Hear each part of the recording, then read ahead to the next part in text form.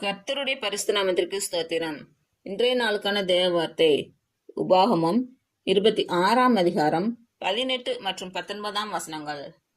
கர்த்தரும் உனக்கு வாக்கு கொடுத்து உனக்கு சொல்லியிருக்கிறபடி நீ என்னுடைய கட்டளைகளை எல்லாம் கைக்கொண்டால் எனக்கு சொந்த ஜனமாய் இருப்பாய் என்றும், நான் உண்டு பண்ணின எல்லா ஜாதிகளை பார்க்கிலும் புகழ்ச்சியிலும் கீர்த்தியிலும் மகிமையிலும் உன்னை சிறந்திருக்கும்படி செய்வேன் என்றும், நான் சொன்னபடியே நீ உன் தேவனாகிய கர்த்தரான எனக்கு பரிசுத்த ஜனமாய் இருப்பாய் என்றும் அவர் இன்று உனக்கு சொல்லுகிறார் என்றான். இன்று பிறந்த நாள் மற்றும் திருமண நாள் காணும் அனைவருக்கும் இயேசு கிறிஸ்துவின் நாமத்தினாலே வாழ்த்துக்கள்.